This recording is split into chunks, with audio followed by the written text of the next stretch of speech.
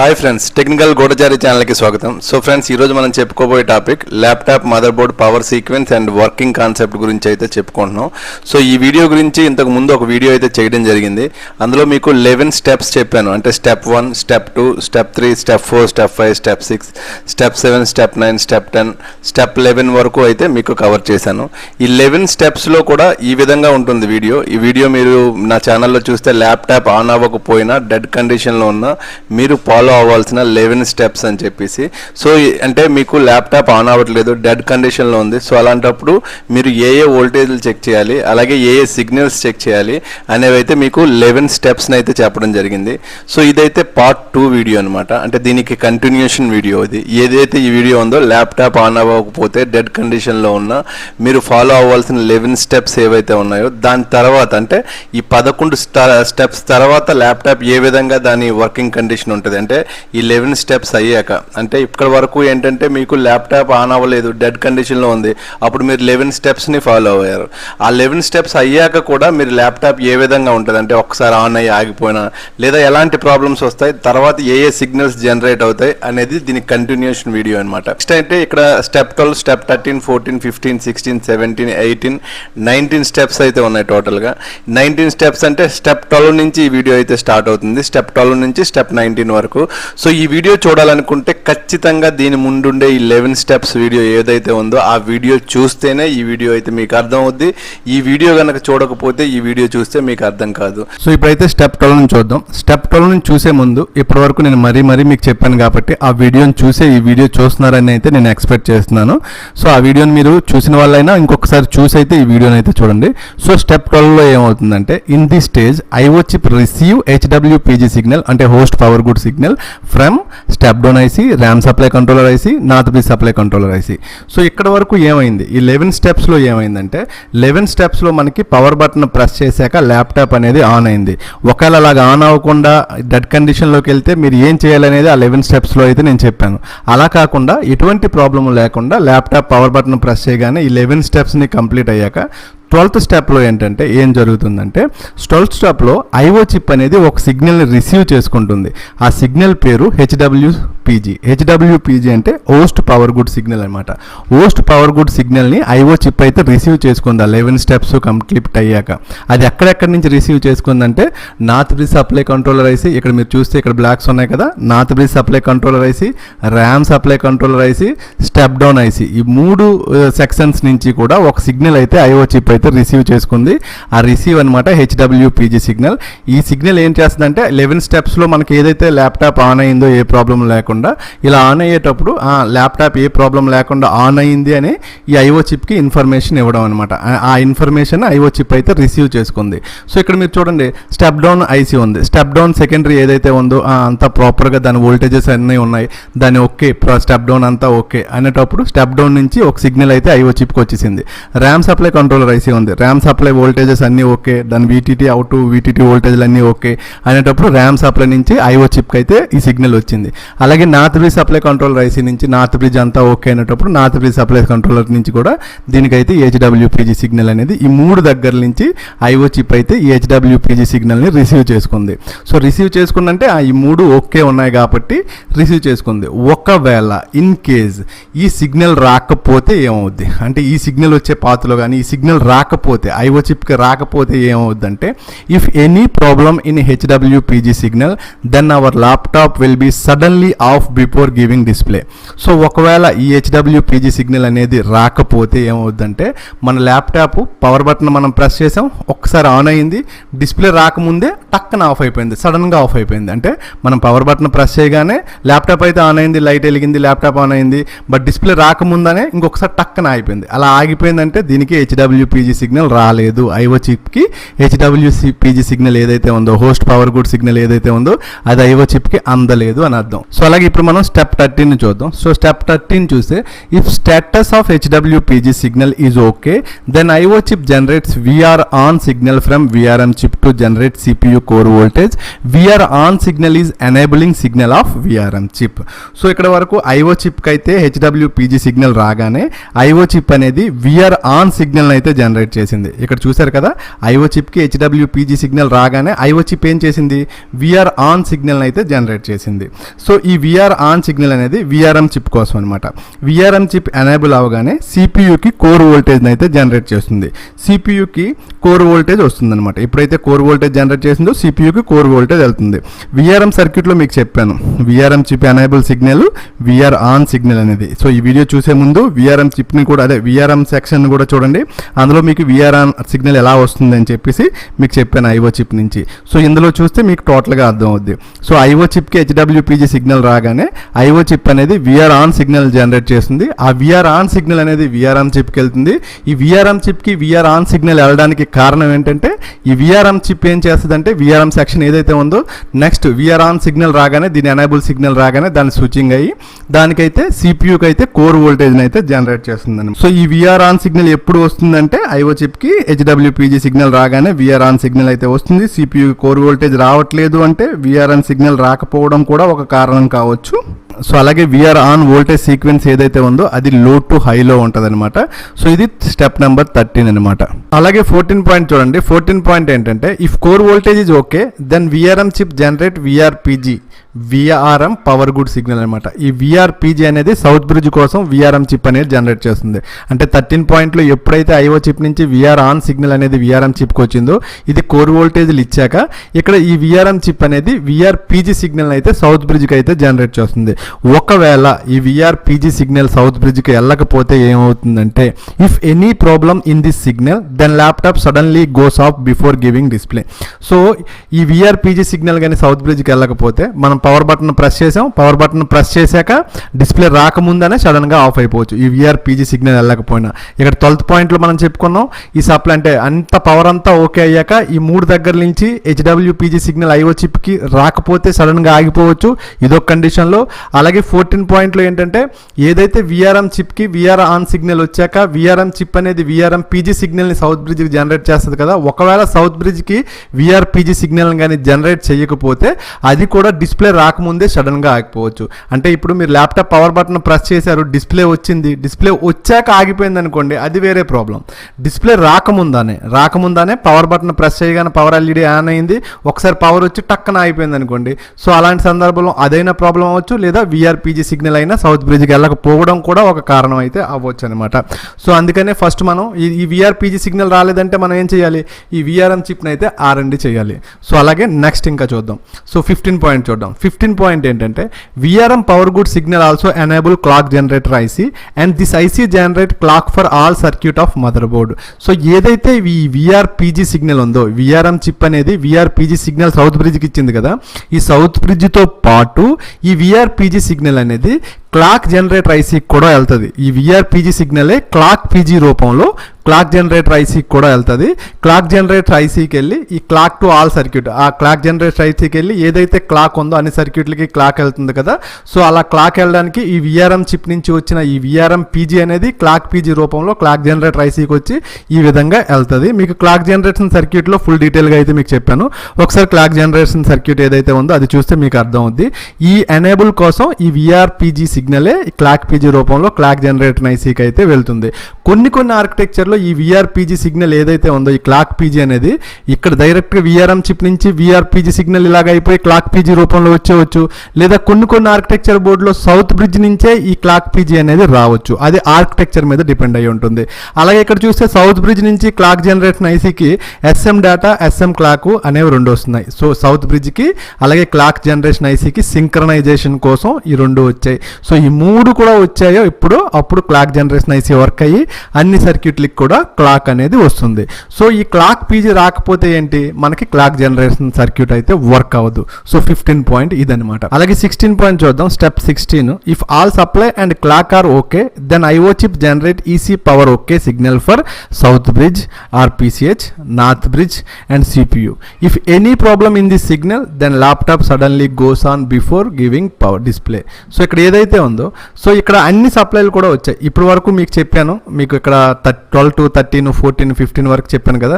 So ఈ సప్లైలు అన్నీ కూడా ఓకే. సప్లైలు అన్నీ ఓకే అయ్యేటప్పుడు ఈ ఐఓ చిప్ ఏం చేస్తుంది? ఐఓ చిప్ అనేది ఒక సిగ్నల్ అయితే జనరేట్ చేస్తుంది అనమాట. అంటే అన్నీ ఓకే అనేటప్పుడు ఐఓ చిప్ ఇప్పుడు ఇక్కడ వరకు ఏం చేసింది? ఇక్కడ 12 పాయింట్లో చూస్తే ఇక్కడ ఈ 3 దగ్గర నుంచి ఐఓ చిప్కి అయితే ఈ HWPG సిగ్నల్ వచ్చింది. అలాగే అది వచ్చాక ఐఓ చిప్ అనేది విఆర్ ఆన్ సిగ్నల్ విఆర్ఎం చిప్కి ఇచ్చింది. ఈ విఆర్ఎం చిప్ అనేది విఆర్PG సిగ్నల్ సౌత్ బ్రిడ్జ్కి ఇచ్చింది, క్లాక్ జనరేషన్ ఐసీకి ఇచ్చింది. 16 పాయింట్లో ఏంటంటే ఈ సప్లైలు అన్నీ ఓకే అనుకోండి. సప్లైలు అన్నీ ఓకే అయితే ఈసీ పవర్ ఓకే అనే సిగ్నల్ని ఐఓ చిప్ దానికి అది జనరేట్ చేస్తుంది అనమాట. అంటే ఇది దాని పవర్ గుడ్ని జనరేట్ చేస్తుంది. దేనికోసం అంటే సౌత్ బ్రిడ్జ్ కోసం. అంటే సౌత్ బ్రిడ్జ్ లేదా PCH అంటే మీకు తెలుసు, అబ్ ఆర్కిటెక్చర్ అయితే south bridge, PCH architecture board అయితే PCH. అలాగే సౌత్ బ్రిడ్జ్ PCHకి వెళ్తుంది, అలాగే నార్త్ బ్రిడ్జ్కి వెళ్తుంది, CPUకి వెళ్తుంది. సో ఈ ప్రాసెస్ అంతా ఓకే అయితే 16 పాయింట్లో ఐఓ చిప్ అనేది ఏం చేస్తుందంటే ఈసీ పవర్ ఓకే అనే సిగ్నల్ని నార్త్ బ్రిడ్జ్కి, సౌత్ బ్రిడ్జ్కి, CPUకి ఇస్తుంది. ఒకవేళ ఐఓ చిప్ అనేది ఈ ఈసీ పవర్ ఓకే ఈ మూడింటికి ఇవ్వకపోతే ఏమవుద్దంటే అప్పుడు కూడా ల్యాప్టాప్ ఆన్ అవుద్ది. ల్యాప్టాప్ ఆన్ అవ్వగానే డిస్ప్లే రాకముందేనే టక్కని సడన్గా ఆఫ్ అయిపోవచ్చు. సో ఇది కూడా ఒక రీజన్ అవ్వచ్చు. అంటే ఇంతకుముందు సడన్గా ఆఫ్ అయిపోయిందంటే ఇక్కడ 14 పాయింట్లో నేను ఏం చెప్పాను? ఇక్కడ విఆర్PG రాకపోతే విఆర్ఎం చిప్లో ప్రాబ్లం అయ్యి విఆర్PG రాకపోయినా సడన్గా ఆఫ్ అయిపోవచ్చు. అప్పుడు మనం విఆర్ఎం చిప్ని అయితే R&D చేయాలి. అలాగే విఆర్PG వచ్చాక అన్ని సప్లైలు ఓకే అయ్యాక ఈ ఐఓ చిప్ దాని ఏదైతే సిగ్నల్ జనరేట్ చేస్తుందో ఈసీ పవర్ ఓకే అనేది అది ఈ 3 సర్క్యూట్లకి వెళ్ళకపోయినా కదా డిస్ప్లే రాకముందే సడన్గా ఆఫ్ అయిపోవచ్చు. ఇది కూడా ఒక రీజన్. ఇది 16 పాయింట్ అనమాట. సో అలాగే 17 పాయింట్ చూడండి, step 17. In this stage south bridge generate power good signal for CPU that is known as CPU-PG. If any problem in this signal, then laptop suddenly goes off before giving display. If board is based on PCH architecture, CPU also receive DRAM PG from PCH. So ఇక్కడ 17 పాయింట్లో చూస్తే step 17లో south bridge అనేది ఒక signal అయితే generate చేస్తుంది, ఒక power good signal అయితే generate చేస్తుంది CPU కోసం. సో ఎప్పుడైతే ఈ 16 పాయింట్లో ఉన్న రిక్వైర్మెంట్ అన్నీ అయ్యాక నెక్స్ట్ అంటే సౌత్ బ్రిడ్జ్కి ఇక్కడ మనం చూసామనుకోండి, ఇక్కడ ఐఓ చిప్ 16 పాయింట్లో ఏమైంది? ఐఓ చిప్ నుంచి ఐఓ చిప్ అనేది దాని సిగ్నల్ని ఈ మూడు సర్క్యూట్లకి ఇచ్చింది కదా, నార్త్ బ్రిడ్జ్కి, సౌత్ బ్రిడ్జ్ కానీ, PCH కానీ, CPU కానీ. సో ఈ 3 సిగ్నల్కి ఈసీ పవర్ ఓకే రాగానే సో సౌత్ బ్రిడ్జ్ ఏం చేసిందంటే, అంటే సౌత్ బ్రిడ్జ్ అబ్ ఆర్కిటెక్చర్ అయితే సౌత్ బ్రిడ్జ్, PCH ఆర్కిటెక్చర్ అయితే PCH, ఇదేం చేసిందంటే 17 పాయింట్లో ఇది ఒక సిగ్నల్ని దాని సిగ్నల్ని అంటే ఇవన్నీ ఓకే అవ్వగానే సప్లై అన్నీ ఓకే అవ్వగానే సౌత్ బ్రిడ్జ్ అనేది CPU పవర్ గుడ్ సిగ్నల్ అయితే ఇచ్చిందనమాట. అది CPU పవర్ గుడ్ సిగ్నల్ ఇచ్చింది. ఒకవేళ ఈ CPU పవర్ గుడ్ సిగ్నల్ కూడా రాలేదు అంటే ఏమవుద్దంటే if any problem in this signal then laptop suddenly goes off before giving display. ఆ సందర్భంలో కూడా మనం పవర్ బటన్ ప్రెస్ చేసాం, డిస్ప్లే రాకముందానే పవర్ ఆన్ అయ్యి సడన్గా ఆఫ్ అయిపోవచ్చు అనమాట. ఇది 17 పాయింట్. అలాగే ఈ board is based on PCH architecture, CPU also receive DRAM PG from PCH. ఒకవేళ బోర్డు మనకి PCH ఆర్కిటెక్చర్ అనుకోండి, అంటే సౌత్ బ్రిడ్జ్ అంటే PCH ఆర్కిటెక్చర్ అయితే సౌత్ బ్రిడ్జ్ ఉండదు కదా, PCH ఉంటుంది కదా. సో PCH చిప్ ఉంటే PCH చిప్ నుండి DRAM PG అనేది అంటే DRAM PG అనేది మనకి CPUకి వెళ్తుంది. అక్కడ CPU-PG వెళ్దు, PCH నుంచి DRAM PG అనే సిగ్నల్ CPUకి వెళ్తుంది PCH ఆర్కిటెక్చర్ అయితే. ఈ DRAM అనేది ఎందుకంటే ఒకవేళ బోర్డు PCH ఆర్కిటెక్చర్ అయితే ఈ కేసులో ఏంటంటే DRAM అనేది ఇక్కడ PCH ఆర్కిటెక్చర్లో ర్యామ్ స్లాట్ అనేది CPUతో కనెక్ట్ అయి ఉంటుంది కదా, అందుకని ఈ PCH ఆర్కిటెక్చర్లో PCH నుంచి DRAM PG అనే సిగ్నల్ CPUకి వెళ్తుంది. సో ఇదనమాట. ఈ సిగ్నల్ రాలేదు అంటే సడన్గా ఆఫ్ అయిపోవచ్చు. సో ఇక్కడ మనం సస్పెక్ట్ చేయాల్సింది ఏంటి? సడన్గా ఆగిపోయిందంటే మనం చేయాల్సింది ఫస్ట్ విఆర్ఎం చిప్ని, ఎందుకంటే ఇక్కడ విఆర్ ఆన్ వచ్చి PG రాలేదంటే విఆర్ఎం చిప్లో ప్రాబ్లం ఉండొచ్చు. లేదా ఐఓ చిప్ మనకి ఈసీ ఓకే జనరేట్ చేయకపోయినా ఐఓ చిప్ కూడా ప్రాబ్లం అవ్వచ్చు. లేదా ఇక్కడ ఏదైతే CPU-PG కానీ DRAM PG కానీ సౌత్ బ్రిడ్జ్ని కూడా సస్పెక్ట్ చేయొచ్చు సడన్గా ఆగిందంటే. ఇది మనకి 17 పాయింట్. సో అలాగే స్టెప్ 18 చూడండి. స్టెప్ 18లో ఏంటంటే if all supplies clock power good status is okay then south bridge generate PLT reset for north bridge IO chip, LAN reset for LAN chip, sound reset for sound chip. PLT reset also goes to pin number 22 of mini wifi slot. So ఇక్కడ మీరు చూడండి, ఈ కింద డయాగ్రామ్ని చూడండి. So డయాగ్రామ్ని చూస్తే so ఇప్పటి వరకు అన్ని సప్లైలు ఓకే అయ్యాయి, క్లాక్ ఓకేలో ఉంది, పవర్ గుడ్ డేటాస్ ఏవైతే ఉన్నాయి ఇవన్నీ ఓకే ఉన్నాయి, ఇవన్నీ ఓకే ఉంటే సౌత్ బ్రిడ్జ్ అనేది ఫైనల్గా రీసెట్ని అయితే జనరేట్ చేస్తుంది. ఈ రీసెట్ ఏంటంటే పిఎల్టీ రీసెట్ని జనరేట్ చేస్తుంది, ల్యాన్ రీసెట్ని జనరేట్ చేస్తుంది, సౌండ్ రీసెట్ని జనరేట్ చేస్తుంది. ల్యాన్ రీసెట్ అనేది ల్యాన్ చిప్ కోసం, సౌండ్ రీసెట్ అనేది సౌండ్ చిప్ కోసం. సో ఈ పిఎల్టీ రీసెట్ అనేది, పిఎల్టీ రీసెట్ అంటే ప్లాట్ఫామ్ రీసెట్ అనమాట. సో ఈ ప్లాట్ఫామ్ రీసెట్ అనేది నార్త్ బ్రిడ్జ్ కానీ సిపియూకి వెళ్తుంది, అలాగే ఐఓ చిప్కి వెళ్తుంది, అలాగే పిన్ నెంబర్ 22 అయిన మినీ వైఫై స్లాట్కి కూడా వెళ్తుంది అనమాట. సో మరి ఈ పిఎల్టీ రీసెట్ని మనం ఏ సందర్భంలో చెక్ చేస్తాం? పిఎల్టీ రీసెట్ని మనం ఎక్కువగా ఏ సందర్భంలో చెక్ చేస్తామంటే మనకు అన్ని సప్లైలు ఓకే, అంతా ఓకే, అయినా సరే డిస్ప్లే రావట్లేదు, నో డిస్ప్లే వస్తుంది. ఇలా నో డిస్ప్లే వచ్చిన సందర్భంలో మనం ఏదైతే మినీ వైఫై స్లాట్ ఉందో మినీ వైఫై స్లాట్ దగ్గర పిన్ నెంబర్ 22 దగ్గర మనకి 3.3 వోల్ట్ వస్తుందో లేదా అనేది అయితే చూస్తాం. అక్కడ ఈ పిఎల్టీ రీసెట్ని అయితే చూస్తాం అనమాట. ఇక టెస్టింగ్ పాయింట్ మీరు చూస్తే check 3.3 volt pin number 22 of mini wifi slot. కొన్ని పాత బోర్డులో అయితే మనకి ఈ బీమ్ వైఫై స్లాట్స్ ఉంటాయి, పెద్ద వైఫై స్లాట్లు. అందులో అయితే ఐ థింక్ పిన్ నెంబర్ 25 అనుకుంటా, 25 ఆర్ 26 మీరు సిమాటిక్స్ డయాగ్రామ్ చూస్తే అర్థం అవుద్ది. ఆ బీమ్ ఏ వైఫై స్లాట్, ఆ పెద్ద ఏవైతే వైఫై ఉన్నాయో దానిలో అయితే పిన్ నెంబర్ 25, 26కి అయితే రావచ్చు. ఈ మినీ వైఫై స్లాట్లు ఏవైతే ఉన్నాయో వీటికైతే పిన్ నెంబర్ 22 దగ్గర అయితే మీకు పిఎల్టీ రీసెట్ సిగ్నల్ అయితే దొరుకుతుంది, 3.3 వోల్ట్ అనమాట. సో మనకి నో డిస్ప్లే రాని సందర్భంలో మనం ఈ పిఎల్టీ రీసెట్ వస్తుందా లేదా అనేది చెక్ చేయడానికి మినీ వైఫై స్లాట్ దగ్గర ఉన్న పిన్ నెంబర్ 22 దగ్గర అయితే చెక్ చేస్తాం. సో ఇదనమాట. అంటే ఈ స్టెప్ నెంబర్ 18లో ఏంటంటే ఇప్పటివరకు ఈ సప్లైలు అన్నీ okay, clock okay, power good okay, అన్నీ ఓకే అయ్యాక సౌత్ బ్రిడ్జ్ అనేది ఒక రీసెట్స్ని అయితే జనరేట్ చేస్తుంది. అది సౌండ్ రీసెట్ సౌండ్ చిప్ కోసం, ల్యాన్ రీసెట్ ల్యాన్ చిప్ కోసం, పిఎల్టీ రీసెట్స్ అనేవి నార్త్ బ్రిడ్జ్ కోసం, ఐఓ చిప్ కోసం, అలాగే పిన్ నెంబర్ 22లో ఉన్న మినీ వైఫై దగ్గర కూడా వస్తుంది అనమాట. ఇది మనకి స్టెప్ నెంబర్ 18. సో అలాగే స్టెప్ 19 చూడండి. స్టెప్ 19లో చూస్తే in the stage north bridge generate CPU reset to initialized CPU and DRAM reset to initialized RAM.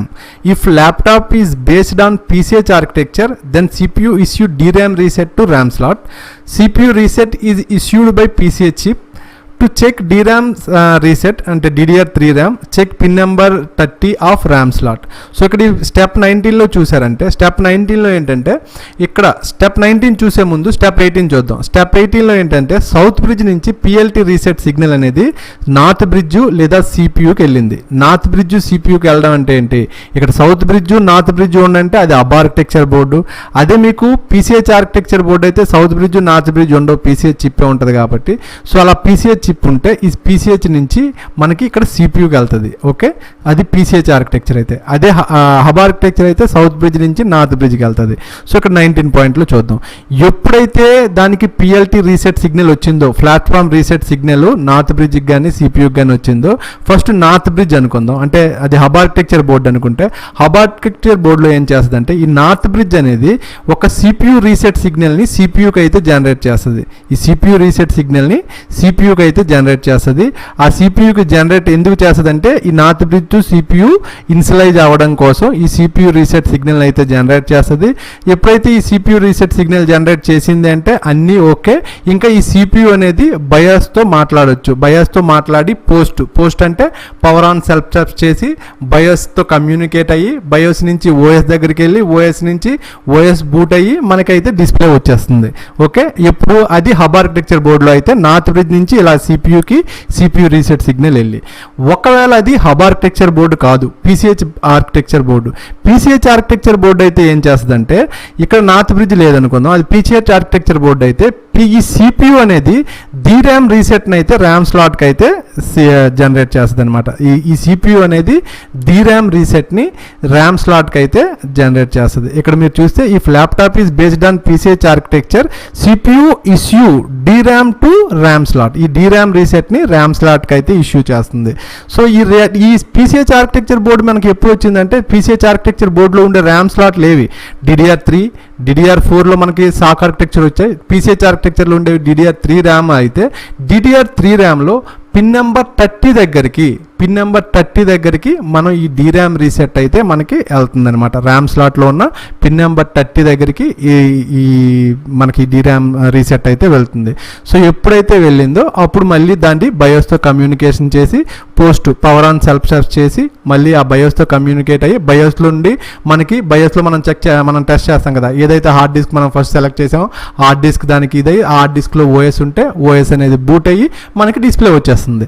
So ఇక్కడ మళ్ళీ చూస్తే till this stage CPU gets its all basic requirements like supply, clock, reset, NMI, INTR, DBSY, etc. Now CPU is ready to start communication with the BIOS. This communication process is known as post power on self test. మీకు post అంటే తెలుసు, power on self test అంటే ఇంతకు ముందు కూడా చాలా వీడియోస్లో అయితే చెప్పాను. సో ఇక్కడ మీకు అర్థమైంది కదా, హబ్ ఆర్కిటెక్చర్ అయితే సౌత్ బ్రిడ్జ్ నుంచి నార్త్ బ్రిడ్జ్కి రాగానే నార్త్ బ్రిడ్జ్ నుంచి CPU రీసెట్ సిగ్నల్ వెళ్ళి ఈ CPU అనేది డైరెక్ట్ బయోస్తో కమ్యూనికేట్ అయ్యి పోస్ట్, ఇక్కడ ఏదైతే పోస్ట్ ఉందో పోస్ట్ ఆన్ సెల్ఫ్ టెస్ట్ చేసి మనకి వచ్చేస్తుంది. అదే మనకి PCH ఆర్కిటెక్చర్ బోర్డు అయితే CPU నుంచి DRAM రీసెట్ అనేది ర్యామ్ స్లాట్కి వెళ్ళి ఈ ర్యామ్ స్లాట్ నుంచి ఎప్పుడైతే ఈ కమ్యూనికేషన్ అంతా అయిపోయిందో ఇది ఈ RAM slot to DRAM slot, CPU to DRAM slot అనేది సింక్రనైజేషన్ అయ్యిందో అప్పుడు మళ్ళీ CPU అనేది మనకి బయోస్తో కమ్యూనికేషన్ అయ్యి మనకి ఈ బయోస్తో కమ్యూనికేషన్ అవ్వడాన్ని మనం పోస్ట్ అంటున్నాం, పవర్ ఆన్ సెల్ఫ్ టెస్ట్ అంటున్నాం. సో అయ్యి మనకి బయోస్లో ఉండే ఏదైతే హార్డ్ డిస్క్ ఉందో హార్డ్ డిస్క్లో ఉండే OS అనేది డిటెక్ట్ చేసి ఆ OS అనేది మనకి బూట్ అవ్వడం ప్రారంభమవుతుంది. ఇది స్టెప్ 19.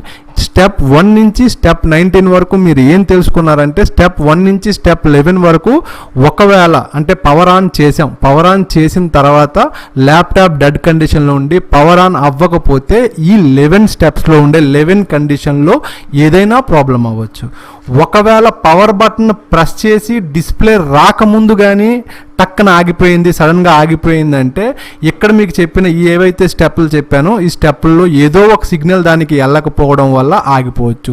సో ఈ మన 11 స్టెప్లు ఈ 19 స్టెప్లు అన్నీ ఓకే అయితే లాస్ట్లో మనకు వచ్చేది ఏంటంటే అవుట్పుట్ అన్నీ ఓకే అయ్యి CPU అనేది బయోస్తో కమ్యూనికేట్ చేస్తుంది, పోస్ట్ అయితే చేస్తుంది, పవర్ ఆన్ సెల్ఫ్ టెస్ట్ చేసి ఏదైతే హార్డ్ డిస్క్ ఉందో SSD ఉందో దాన్ని డిటెక్ట్ చేసి అందులో ఉన్న OSని అయితే బూట్ చేసి మనకైతే డిస్ప్లే చూపిస్తుంది. ఇది 19 పాయింట్ పవర్ సీక్వెన్స్ అనమాట. అంటే ఇక్కడ వరకు మీకు చెప్పాను, ఏవైతే చెప్పానో ఫస్ట్గా ఒకసారి చూపిస్తాను చూడండి. ఈ 19 పాయింట్స్ కూడా ఇది ల్యాప్టాప్ మదర్ బోర్డు యొక్క పవర్ సీక్వెన్స్ అండ్ ఇది వర్కింగ్ కాన్సెప్ట్. ఈ కాన్సెప్ట్ గురించి మీకు ఫుల్ డీటెయిల్గా అర్థమైంది అనుకుంటున్నాను. సో ఈ వీడియో కనుక నచ్చినట్లయితే వీడియోని లైక్ చేయండి, షేర్ చేయండి, ఛానల్ని సబ్స్క్రైబ్ చేయండి. Thank you so much friend. Next వీడియోలో కలుద్దాం. Bye bye.